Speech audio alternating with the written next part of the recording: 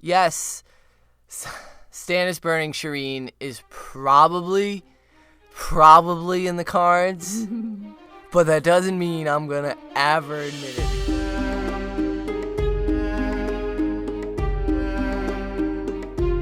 Hey everybody, and welcome to another episode of Brotherhood Without Manners, your favorite full spoiler reread podcast of George R.R. Martin's A Song of Ice and Fire series.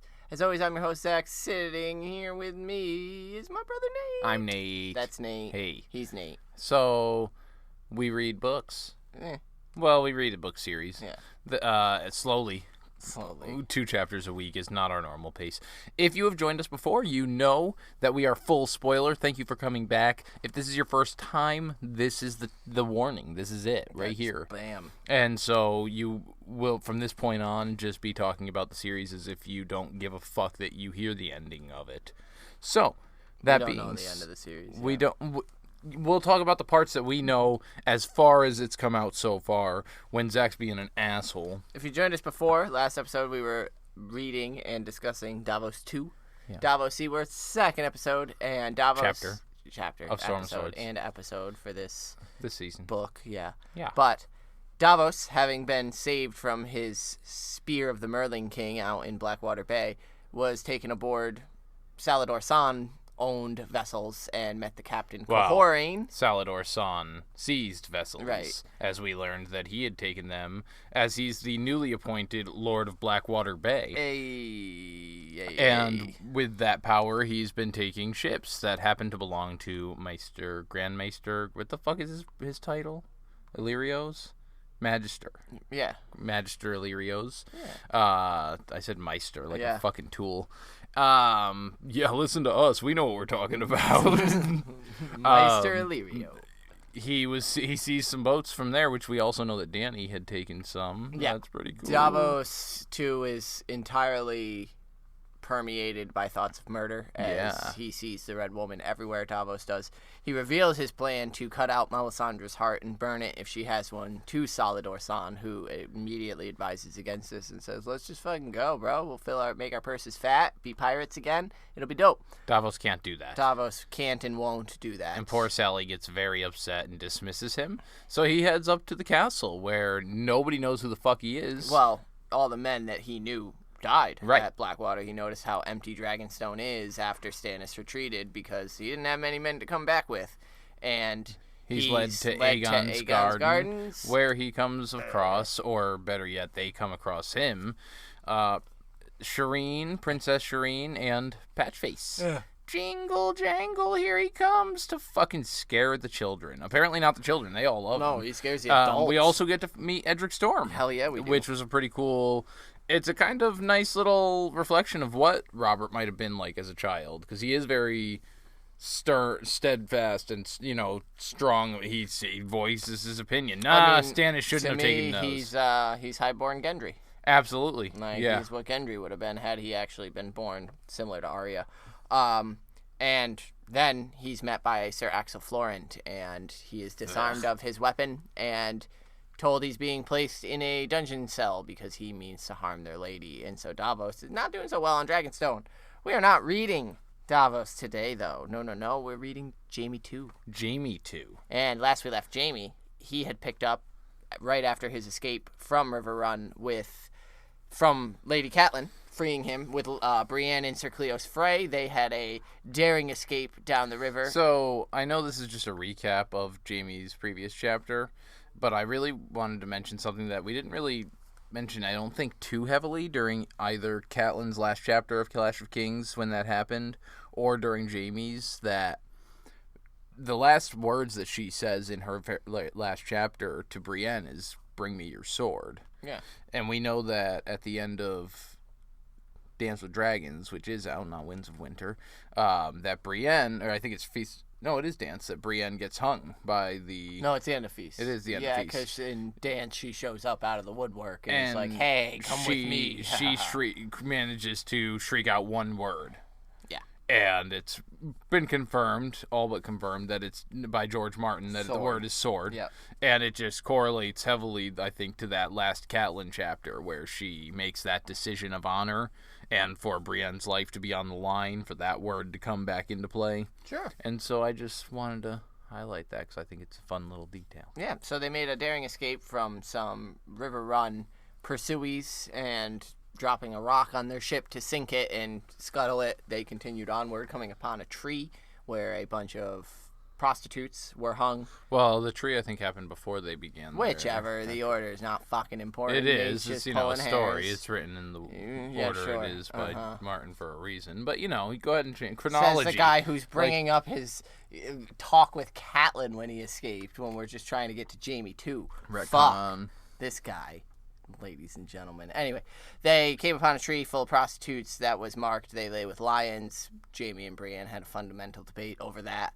And then you're right, yes, they noticed the boat then, and they ran. Oh, sorry. And continued on. Jaime basically switching between murdering her and giving her compliments within his head about how she's performing in the tasks that she's doing them and how fucking adeptly she's performing them. They survive the onslaught from the River Run men and make their way up the river, which is where we pick up with them now. It is Jaime Lannister who spied the inn first.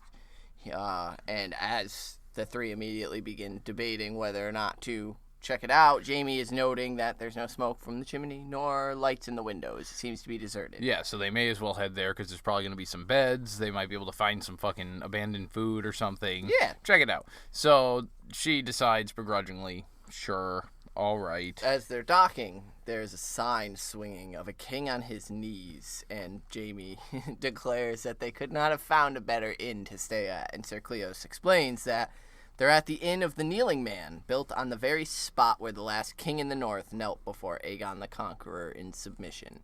So I think this is super cool for a fucking million different reasons. Jaime revels in this. He loves the thought of the Starks bending the knee, which I think is odd. He takes a lot of fucking clearly enjoyment out of the Starks bending the knee, but they're bending them to Targaryens. I think that for him, as we'll see, it's the Targaryen thought doesn't necessarily dissuade him all that much. He kind of considers them a little bit here and there, but he's got some venom towards Ned Stark for judging him, right? And Robb Stark for defeating him. So I can absolutely see why he thinks this is a funny, ironic spot to be at, where the I get why he thinks it's funny. He revels in this. Yeah, so I think it's purely because of the venom towards Ned Stark and the line of Starks because of Ned Stark. But yeah, Torrhen Stark knelt to Aegon the Conqueror here. Yeah. Do you think that this is also part of the foreshadowing? Because I think that his dream later on is also going to be a little hinting at, his hand and his sword and shit. Do you think this kind of shows off a little bit of what Jaime might be, what we might see in the future for Jaime with his trying to regain honor and kneeling down for forgiveness more so than... No, I think if anything, it's showing how far yet he has to go to let go of this anger, and because of how much of a show he's, how much he, like you said, revels in this. What jumped out was how much pleasure he gets out of any sort of discomfort to the Starks, and this is reaching back to a time where Jaime wasn't even a fucking thought, and so it's just interesting that he so gets enjoyment out of the thought of the Starks bending their frozen knees. And I think it's meant to illustrate that, this guy holds some fucking grudges toward a lot of people in this kingdom. And he doesn't necessarily not have good reason to. Right. But so he hears a horse in the stable and then kind of just makes his way to the door, pushes it open. Yeah, well, he thinks that one horse is all he'll need to put this wench behind him, and so he's still plotting once again, get though, away. We also, and I think I really enjoy reading this chapter because most of the rereads you kind of forget that he's not the worst person in this world. That, he's done some awful things, but among the men that exist and do shit in this world, he's not the worst of them. And so if you go into all of his chapters, 1 and now 2, with that, let's take his thoughts into context of this guy's not actually a bad dude necessarily. I mean, again, he's a bad dude, but he's been hurt in some way, shape, or form. And so looking at it this early on, before we actually, because Martin's building up to where we're going to be on his side with the hand, and even then afterwards, it's still a build till he's respected by Brienne. But if you look at it from here, even his thoughts and the cynicism is toned like he holds himself back and does. It's almost like the Hound with Sansa, how she tries to find a knight in there. It's like inside Jaime, the knight, the honorable knight, and the Kingslayer are kind of always and the knight back gets and pushed forth, down a lot, right? Where the Kingslayer, because he needs to meet the expectations. Well, because it gets thrown in his face so often. Yeah, as Jaime's shoulders open the door, he's greeted by a chunky boy of 15 holding a crossbow loaded. Lionfish or wolf? Jaime's hoping for some capron, but, some trout will serve as well. And the boy... Well, he also then... Crossbows are a coward's weapon. Yep. Looking like... This cocky... God, I love Jaime Lannister. Just staring this crossbow bolt down, and he's like, crossbows, they're a coward's weapon. You're kind of a little bitch. The kid said that it'll kill him dead all the same, and Jaime's like, do that, and then my cousin has to open your entrails on the floor, and Cleos is like, don't scare him, and Brienne's like, we have coin, we'll pay for food and drink, chill out, everybody. And so the boy tells them that they have to undo their sword belts, which they do, and another man appears, Sallow, offering horse meat, saying he's got enough horse meat for the three of them. And saying as well that he is not the innkeep. He buried the innkeep and his woman out back, and claims the place is now his and his wife's. Yeah, which is... They're not sure if he killed... Did you kill him? And he was like, do you really think I would tell you if I actually did? Does it really matter? Right here at this point in this fucking world? Yeah, he says wolves likely, or lions. What's the difference? And I think that's a key point of information we're being given to the small folk. There's no difference between these two armies at this point. The North is, and this again is my argument for the end of the show. The North is never painted as this good, entirely holy, righteous fucking group. Like, they're doing the same thing. The small folk don't know if it's the lions or the wolves killing them and pillaging and and this is through the Riverlands. And it's like, so it's not the North, so the wolves go crazy, just like the Lannisters did. And the Boltons do. Shit, I forgot what I was going to say. Oh, so they basically start kind of settling in to eat some horse meat. So Jaime sits down, and I just wanted to... He thinks to himself that... Because the chains are pissing him off. He stretches out his long legs, and he thinks clinks. The sound is irritating. I think it's the sound more than anything at this point. And he says, by the end of this, I'm going to wrap these chains around her throat. Hell yeah. And, again, there's that... Like, he keeps he had the opportunity to kill her. Mm-hmm. And thinking into context of, like, you already failed on doing that. So why are you still doing it? Like, it's him trying to convince himself that he wants to kill her. And I don't think he does at all. So they eat and chat, and the man asks for news from Riverrun, and they basically tell him that Lord Hoster's failing. Yeah, and Edmure holds the Red Fork against the Lannisters. And he asks where they're heading, and Sir Cleos tells him King's Landing. Nah, not a good idea. I wouldn't go there, man. Stannis, he's outside the city walls with a magic sword. Yo, a magic sword. That, and if you didn't hear, that's not the worst of it. Ned broke his leg. Jaime would like to show Stannis a thing or two, which I think would be such a cool fight. Stannis and Jaime going at it. Do you think Stannis is good enough to stand a chance against Jaime? Maybe. I mean, I don't think he would. I think he would hold his own for a minute or two, but I think he'd lose. I think he'd lose pretty quickly. I think it would be very showy from Jaime, but I think it would. I don't think Stannis is bad. I think it'd be the equivalent of like Ned Stark and Jaime going. Even that seems like a little stretch for me. I don't think that Stannis is on that level with Ned. My boy can handle some shit. I don't think that either of them are on par with him strategically, agree with that. But I don't think that I think that Ned would be able to dispatch him pretty handily with a sword. Or Stannis? No, Stannis. Yeah. We'll have to see what happened at the Tower of Joy. I think the listeners should tell us what they think. I think that Stannis and Ned would be a good fight as well, actually. Stannis versus Ned. I'm going to put a poll up on Twitter. That's an interesting one. Yeah. Because, I don't think we actually ever get any proof of Stannis' sword ability, but I just thought it was a fun fact, or a fun little thought that Jaime's like, yeah, fucking Stannis. Yo, I'll fucking take you, Stannis. Come on. And I think that's all it is. It's that, like, yo, he's not that big. I could fucking take him. Yeah, if I was there. Yeah. Thing. The man advises that they should avoid the King's Road. It's worse than bad. Broken men just taking and robbing as they please. Cleos is like, nobody's going to dare approach a group of armed men. Begging your pardons, my lord. I see one armed man, one in chains, and a woman. And Brienne winces, and Jaime immediately picks up on it, how she hates being reminded she is a wench.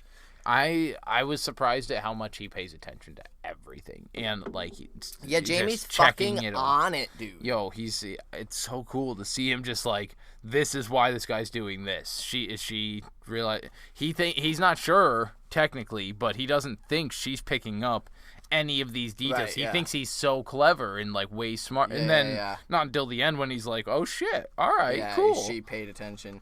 Their host tells them that the river is blocked about 30 miles down, and it's being used as a hunting ground for bandits and brigands, and that the Lightning Lord has been spotted around here, Lord Beric Dondarrion, and it is said that he cannot die. Yeah, because he's running around with the wizard. Right.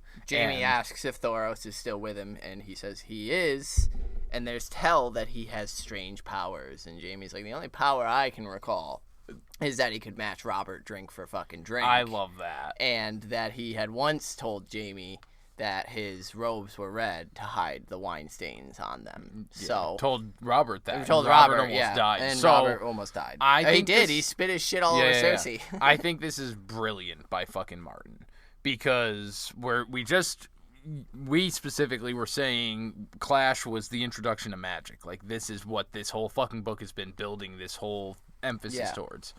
We get this guy specifically saying he's got strange powers. This man has strange powers. We know for a fact that when he lights his sword on fire, it's because of the oil. Yeah. And he always has to replace the swords because they're destroyed. Because it's mentioned during Davos chapters how it's not the real sword, that it lights on fire, it's fake bullshit.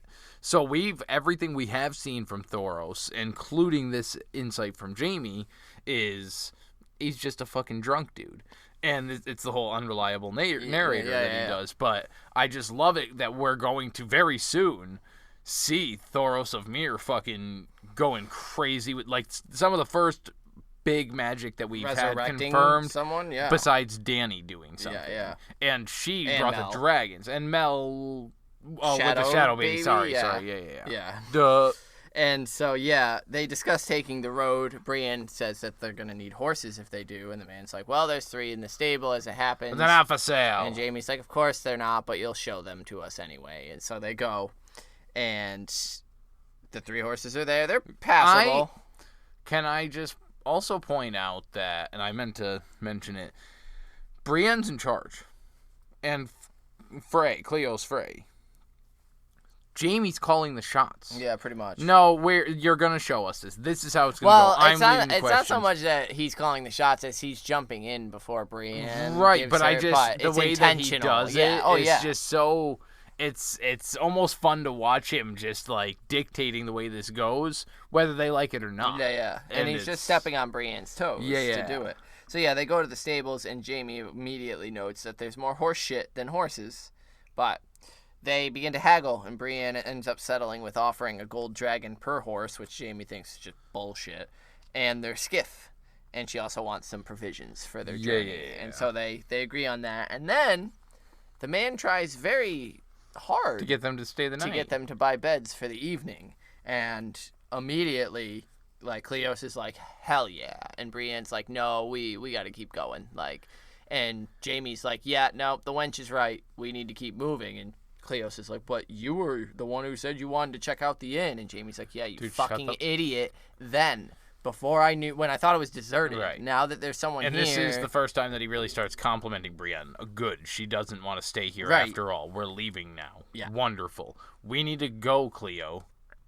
And they do. Well, Jaime says Cleos. He's got his hands will need to be freed so he can ride. And the man says that there's smithy round, his legs, there's a smithy round back, so the sooner, and then Jaime says, the sooner the better. Let's get out of here. There's far too much horse shit in here for my taste. And he gives Brienne a sharp look, like, do you get it?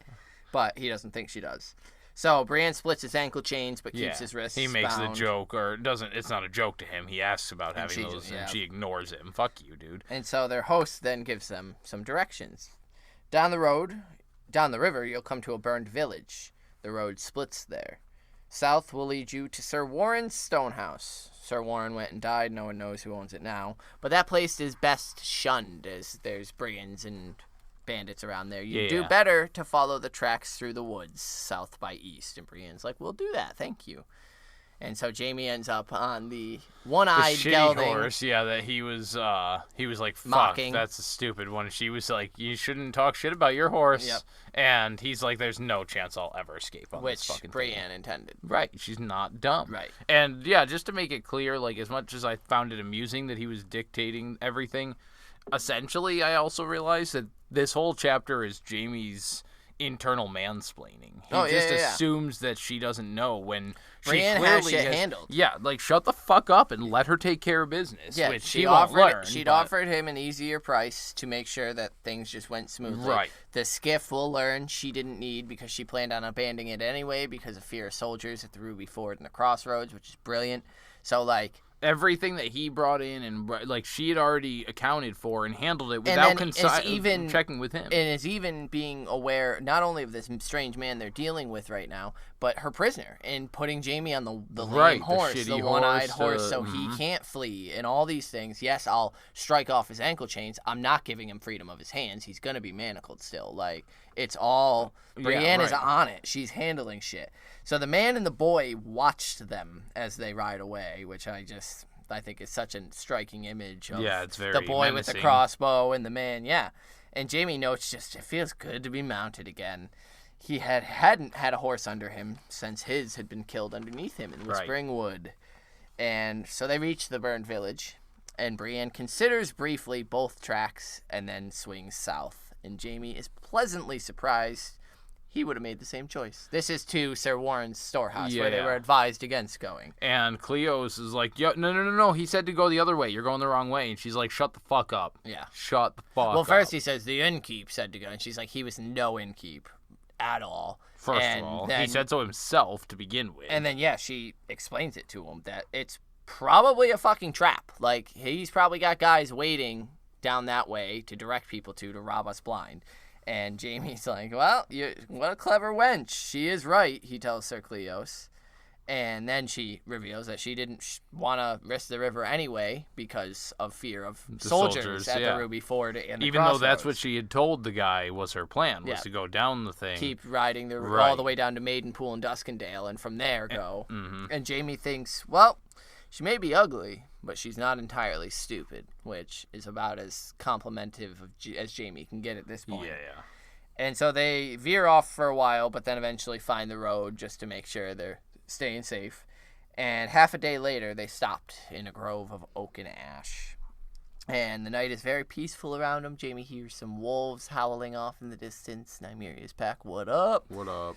And he thinks the war had not touched this place. And he is just glad to be alive, glad to be going back to Cersei. Yeah. Shit's good. And they travel for quite a ways, and eventually... They're resting. Oh, are they I'm sorry, I zoned out a minute there while you were...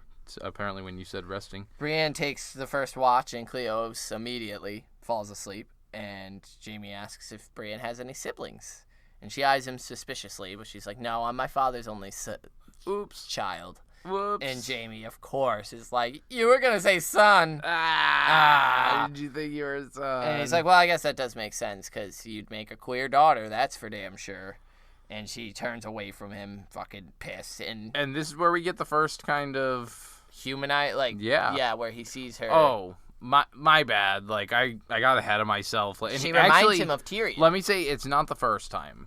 Because Catelyn. He did the same thing with Catelyn once, where when she was storming out, like, done, nope, fuck you. And he was like, my bad. Like, right, when people shut down around him. I forget sometimes, and I just... But here he thinks it's because she reminds him of Tyrion. Like, she is a wretched creature, but there's something about her. Even though they couldn't be any more dissimilar, there's something about her, and he thinks that is that why he feels the need to reach out and say, I meant no offense.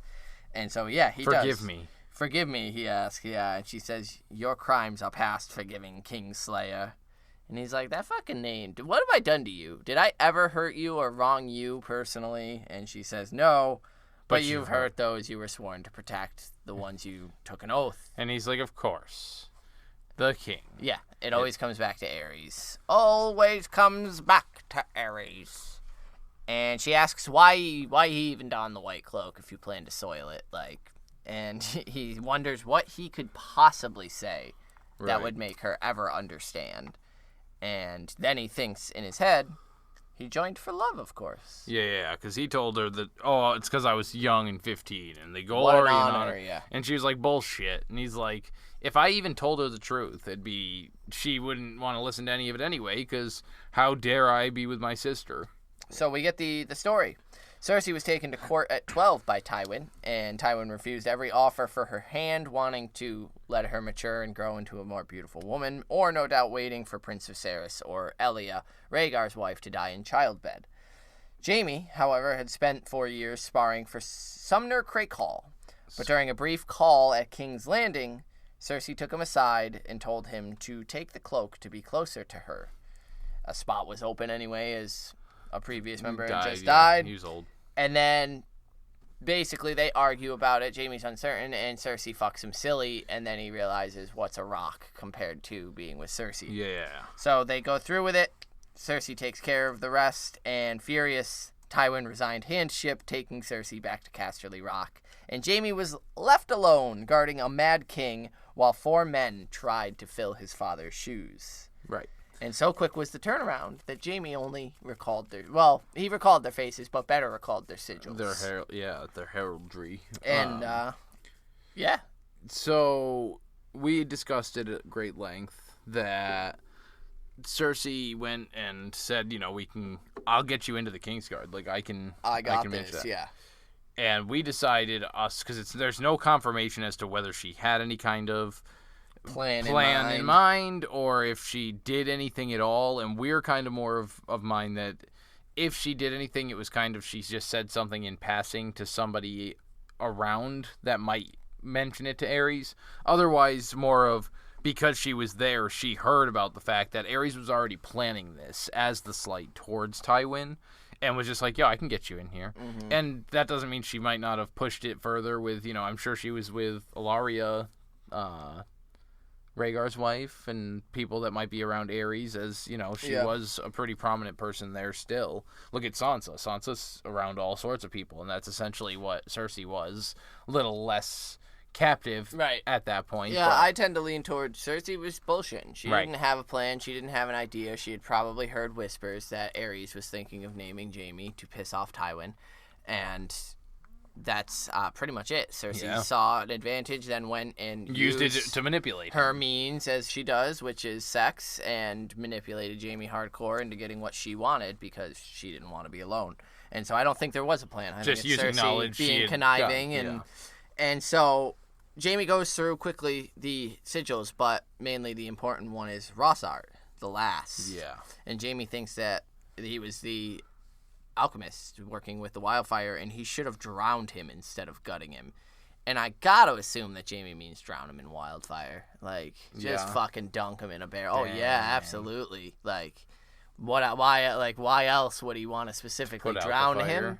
But maybe in the water to cancel it out. But I feel like drown him in the fucking wildfire that he killed so many with. Yeah. And Jaime tells Brienne that you weren't old enough to know Aerys, and she's like, "Oh no, I don't buy that." He was mad, we get it, but you still vowed to protect him, and you didn't. And she's like, "Yo, how are we any different, bro? You're a Kingslayer too."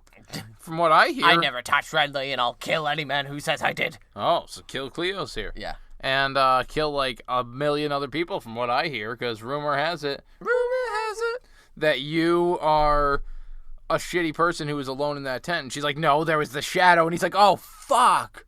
Why didn't I think of that? A mysterious shadow that kills everybody. Should have gone with that one for Aerys. Great. He thinks that she's going to hit him here because she's just fucking looking at him with loathing. And she leans right in. He gets ready to snatch her dagger and jam it up into her womb, but she says that it is a gift to be a knight. And even more so a knight of the Kingsguard. And it is a gift that you soiled and scorned. And Jaime says, I did everything right growing up. I earned my earned knighthood. my spurs and all that fun stuff. I fought alongside Arthur Dane against the Knightswood Brotherhood. It was the white cloak that soiled me, not the other way around. It was the gods who neglected to give you a cock, Brienne, not me, so spare me your envy. Yeah, so I do want to... Fuck, that line from Brienne was fucking dope. I know that the knight, thing, the gift to be a knight? Yeah. Just that, like, after he's just spitting in her face, basically, and she just comes in and is like, no, you soiled this. Like, to be that steadfast. Yeah, you're not awesome. going to change my beliefs on this. Then, a fucking zinger, like I've never fucking heard. Yeah, because Jamie. the gods didn't give you a cock. Don't fucking take your hatred and ire out also on me. like the point about the white cloak soiling him. That's sick. He joined for love. The woman he joined for, who manipulated him into joining, was taken away, and he was left. And he was left to guard a mad king. How fucking terrifying! And then watch 4 men try to replace his father with the mad king, who is specifically trying to replace his father and rub it in. Like, it's painted so fucking clearly for us here that he's a damaged individual. He was a scared fucking kid who.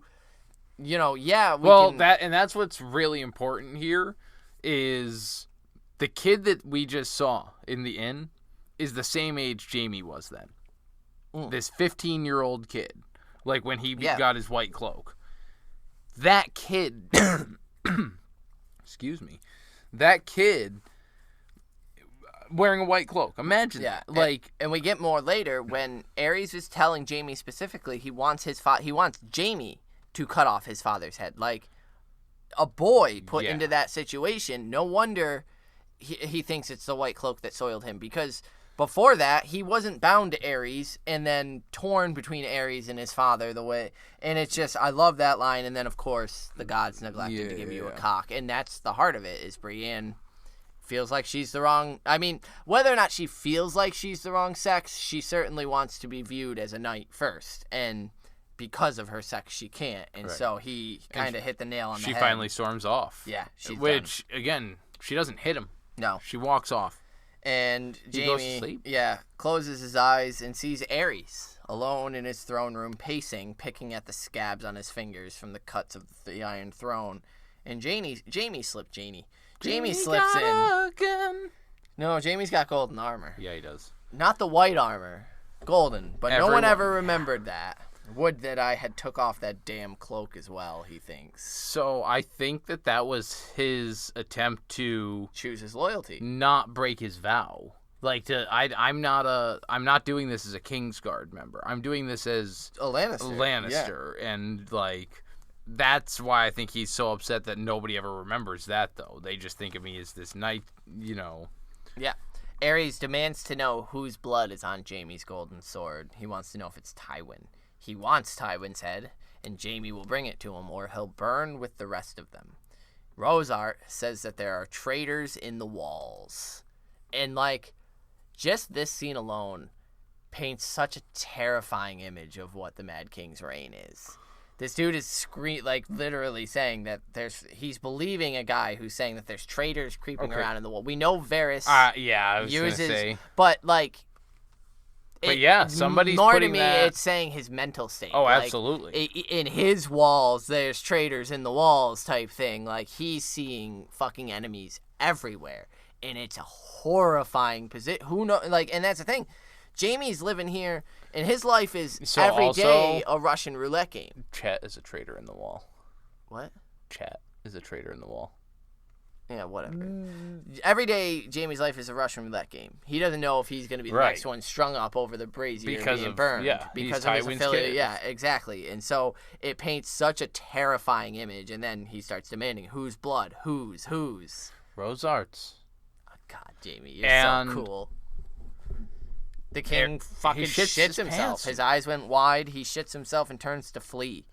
And Jaime hauls him bodily off the stairs. And so I just picture this as this 15-year-old fit kid just running up and grabbing the king by his cape and yanking him off the stairs and throwing him down. And he thinks, like, this guy smells like shit. It takes one slice across his throat to kill him. And he thinks kings should die harder than this. That line is just a powerful... With how afraid everyone is of Aerys Targaryen, this is the fight he puts up. And I'm going to cast some light now onto Robert Baratheon. Kings should die harder than this. He laid in a fucking bed killed by a boar. Right. I mean, poison was involved. No, alcohol was involved. But poison. Very few kings in this history have died on a field of battle, or in valor, But I mean, there's when you hear the stories of a king fighting, the old tales. It's these people other than Torrhen Stark. Apparently, he kneels, but. Like, we hear the Storm Lord from Storm's End coming out and fighting on the great battlefield and then losing, and it's those types. And that's what I think Jaime was expecting. I'm gonna kill him, but I'm gonna have to slay this dragon. It's gonna be a fight, yeah. Nothing. Yeah. He shit his pants. Right. It's gross. Yeah, look at Joffrey. Right. Like, all the kings we've seen die have died pathetically. I mean, look at people who they believe, like the small folk, Tywin. Like, all these people who are kingly in this book. Lordly, and these die. Tywin dies taking a shit. By a coward's weapon. Right, by a crossbow, a coward's weapon. Like, it's all... No king has died in a way that inspires awe. And, I mean, right now in this story, the king most inspiring awe, and not just, like, burning landscapes, isn't Robb Stark. Mance Rayder. It's Mance Rayder. Yeah. Mance Rayder is the king of kings at the moment, because he's the one... trying to actively actually protect his fucking people. You think he's Ozymandias? What? Ozymandias? No, I think I don't know. I don't think he's so vain to build a statue to himself. That's more Dany. But yeah, I love this whole interaction. And that was it. The king was dead, and he thinks that Rosar had at least tried to make a fight of it. Although, truthfully, he fought like an alchemist. Right. Which is so funny. He then also thinks that if he had the time, he would have fled. Yep. He would have left. He thought of it, yeah. Would have been the best thing ever for him. Sir Ellis Westerling and Lord Craycall burst in time to see the last of it. And Craycall doesn't at all seem surprised to see Aerys dead. He knew that Jaime was a Lannister before he was a Kingsguard. And Lord Craycall asks if he should... Jaime tells him to make the proclamation. The Mad King is dead. Any who throw down their arms will be treated gently. And Craycall asks if he should declare a new king as well. And Jaime understood the question well enough. Shall I name your father, Robert Baratheon, or perhaps another dragon king, one of the Targaryen babes? And we get that he considers Aegon, who is currently about to get murdered by the Mountain, Gregor Clegane. Right. Why did I stumble over that motherfucker? Which we also get the side note that Clegane is currently scaling the fucking walls, and what a terrifying dude, the mountain image. climbing a mountain. Dude, like, he's scaling up the walls fucking Godzilla, like or King Kong, right? Yeah. To go after those babies. Right. And a rape and... Right. Well, potentially. Rumored. Which I believe. But, yeah, Jaime... And this, to me, also... Or Viserys. ...is where we get the point of, I think, how dangerous Jaime Lannister is. Because it's a fucking joke to him. He thinks how funny it would be to put one of the Targaryens on the throne. Fuck you. Let your wolves Watch howl. the wolves howl and the Stormlords rage because there's a Targaryen in my father's hand again. Nothing's changed. Ha ha ha. And those are exactly what those two would do. Ned would sit there and cry foul. This is not acceptable. This isn't what we wanted. Well, I mean, who wouldn't? You just let a huge rebellion. And Robert would fucking lose it. Lose it. And Jaime just thinks it's funny. Like, it's just, that'd be a funny thing to do. Naming a king. And he finds a way 15 years to turn it into a jest. Yeah.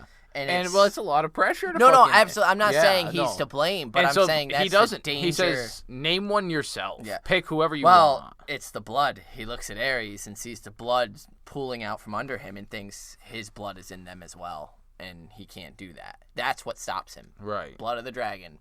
And so, yeah, he says, proclaim who you bloody well like. I don't give a shit. And then he goes and climbs the stairs of the Iron Throne and sits with his sword across his knees to sit and wait and see who came to claim the kingdom. And as it happens, it was Eddard Stark.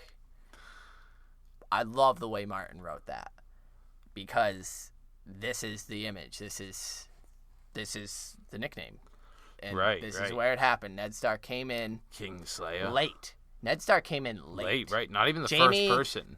Aerys has been dead. Jaime had time to discuss whether or not he wanted to declare himself king. Right. Whatever. Chose not to, and then went and sat and waited for a little bit, and then Ned Stark came in and judged him. And that's what Jaime thinks here is you had no right to judge me either, Stark. And he didn't. Ned Stark had the least. Right. Like, he didn't come in as Cray Cole and Westerling did. It was and Westerling, I think, is an interesting point. We're getting allies of the Lannisters, and but yeah, I mean, such a fucking brilliant look at that fateful day for Jaime. Right. But then he is kicked awake. Well, his dreams. In his dreams. Oh, right. Oh my God. You wanted to bring it up. The dead came burning, gowned in swirling green flames, and Jaime danced around them with a golden sword. But for each one he struck down, 2 more rose in its place. Right. And yeah, I mean, obviously, I'm just bringing up losing his hand, and he's going to be getting the golden replacement, and just that imagery again that Martin's placing. Mine went a little different with this one. Is there some wildfire? Well, I think that's the red herring, is that it's meant to be thought of as wildfire. Yeah. I think the green swirling flame is meant to represent Cersei in her eyes. Yeah, absolutely. And she's the one she's actually causing all the chaos. Right, in his life at least. Yeah, and absolutely. I think it's this physical manifestation of no matter how many ties he tries to cut with him, she is the swirling green flame sending these dead men after him. Two after another. And right, and then he's awoken by a boot to the ribs. They eat some breakfast. It's still dark. It's raining. They eat some breakfast, and they were back in the saddle again before the sun came up. Right. And that's the end of Jaime 2. And goddamn, what a good chapter. Man, I when I was reading through it at first, I was kind of like, yeah, this is a pretty straightforward. Yeah. And it was just, God, it's so cool to see the insides of his thoughts. Like after so long. Jamie's a character you initially want to hate. But if you sit down and you think about what he's saying, it's painting a tragic character. And that's what makes this so fun is the reread, is being able to empathize with him so early on and see these new takes on this early stuff where on your first read you hate this fucker. Up until you see the treatment he gets losing his hand. It's that Last of Us 2 you right, mentioned, with. And so you want to hate him, but if you know that you don't need to hate him right from the get-go, you get these great insights to him early on. Of Jaime Lannister trying to crack through the Kingslayer. Exactly. Yeah, and it's awesome. And just how Jaime hates that moniker. He hates being called that. And that's his wench. That's Brienne's. That's their trade-off here is... He calls her wench constantly, and she's ignoring and shrugging off everything he says and referring to him as the Kingslayer, which immediately fires him up. It's so quick. It's funny to see how fast he fires up over that. But it also, we get to see why. Like, and it makes sense. And we don't even have the burn the bulk mall, of it. Where we see why he was like, no, this guy needs to die. It's not just because of I've heard the rumors. I saw this man burn the flesh off of people for pleasure. And that's, I think, one of the funnest questions is what Jaime did with Aerys heroic or villainous? And it can, I think, an argument be made for both. You either die a hero or you live long enough to see yourself 15, become so, a villain. I don't think he saw himself become a villain. It's Westeros. But... I love it. It was a good one. Let's convene our small council, get some inductees, and all that. Yeah, we have a lot of inductees from listeners this time, so we'll get through those.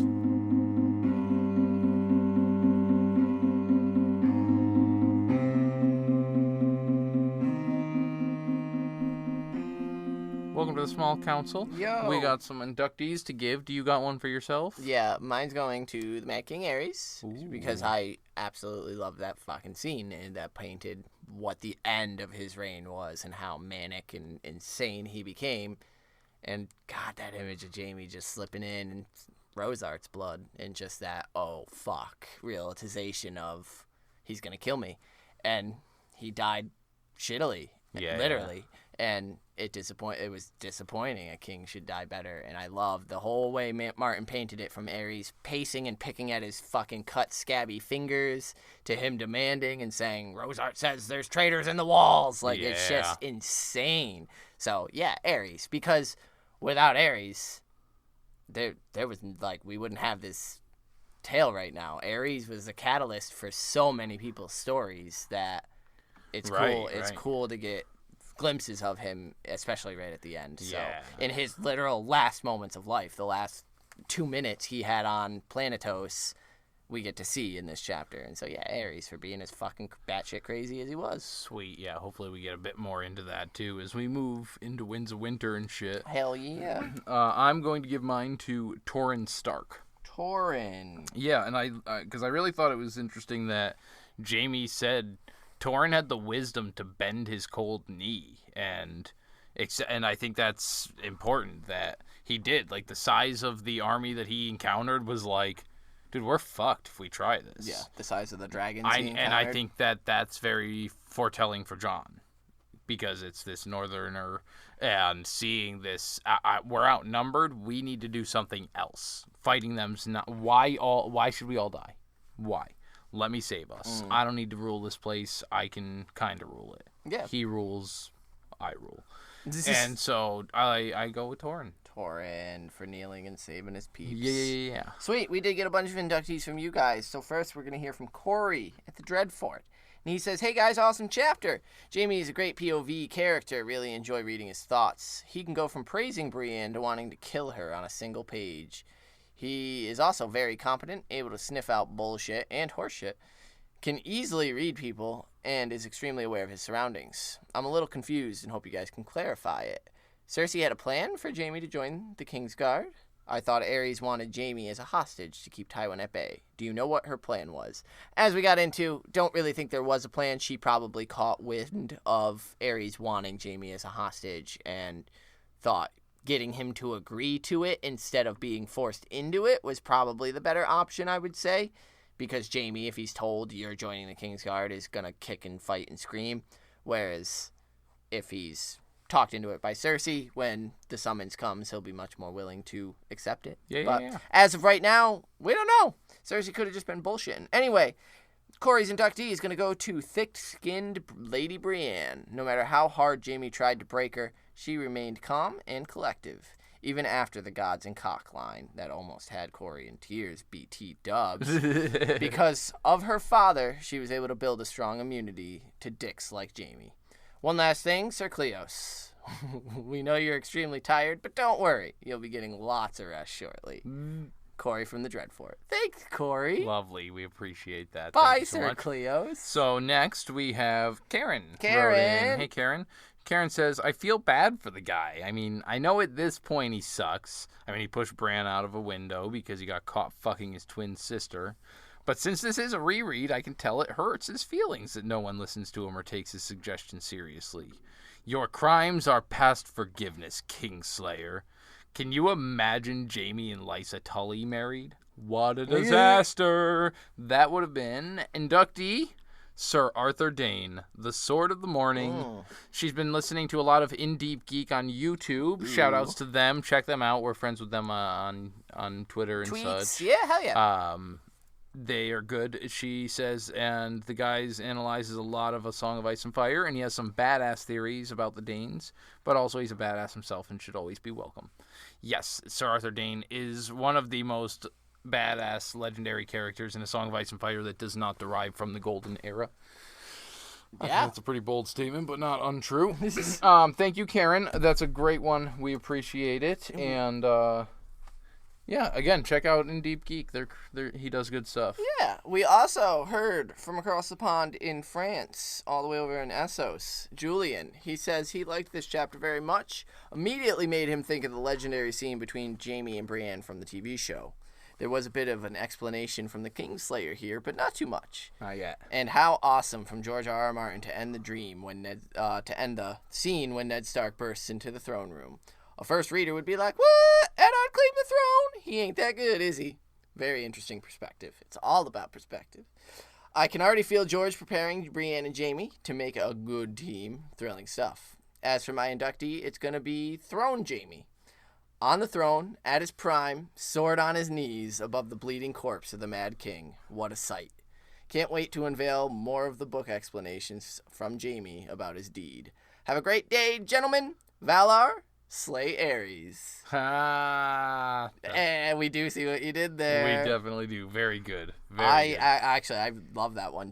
Throne Jaime is one of the coolest images with dead Aerys at his feet. Yeah, dude. That's cocky, super cool. in his prime, fucking super full of himself, Jaime. But also a scared fucking. Well, right, like, but he's exuding that like Kingslayer attitude. Thank you guys, Karen, Corey, Yeah, Julian. Thank you guys for writing in. We also had some correspondence on YouTube, as always, Stephanie, and actually I see you there, Corey, as well. Some others. Sorry if we don't name you yet. Email is again the best way to get it read out, just because there's so many different platforms. Oh, and to the YouTube discussion. Yes, Stannis burning Shireen is probably in the cards, but that doesn't mean I'm gonna ever admit it beyond this point. Actually, I'm glad you brought that up on that topic. Yes, Shireen is supposed to be one of the confirmed points by Martin that her burning is going to happen. However, he has also expressed, based on the Hodor incidents, that while the showrunners made it a more literal meaning, when Martin said hold the door, he meant that almost in a figurative, hold the pass, hold this, not so physically. Things could have been taken out of context. And so Shireen burning could mean maybe she does come off of there and she's fully burned and she's the Hound 2.0 or who knows, or maybe she's he straight resurrected. up said he gives Shireen to the flames and that means just something else entirely. Maybe she does some damage. I'm holding out hope for my girl. However, she's gonna burn. Yeah. Poor Shireen. Womp womp womp. Eat it, Zach. That's right. If you would like to write into us, you can do so in many, many ways, starting with our email. Without Manners, brotherhood@gmail.com. That's where you can find us the most. We mostly get inductees through there long-winded, and we love it, so please hit us up there. There's a Facebook group, facebook.com/Brotherhood Podcast. I'm on Twitter, @MannersWithout. That's also the Instagram handle. Zach is on Twitter, @Carstark92.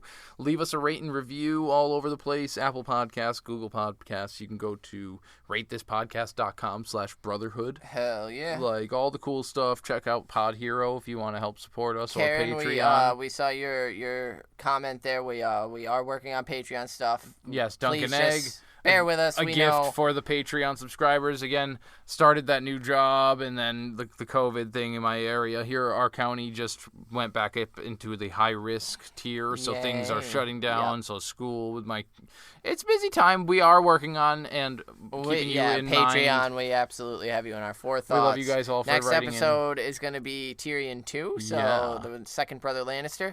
And Tyrion's going to be visiting with Varys in some shade business. I also think that we will be able to, our next episode, announce our first appearance. As that I was sent out today, the message to set those dates in stone for recording. I sent out those particular ones.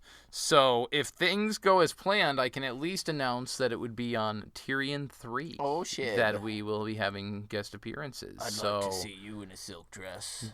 Okay. I'd rather not. With that, we're going to let you go. Valid. Oh, my God. I guess we're not letting you go yet because we need to hang solve up. this. We can't hang up the phone. Wow. I guess we didn't decide. Rock, paper, scissors. Rock, loser. paper, scissors. All right. I think that counts as scissors. I win. Valor to Harris! Peace.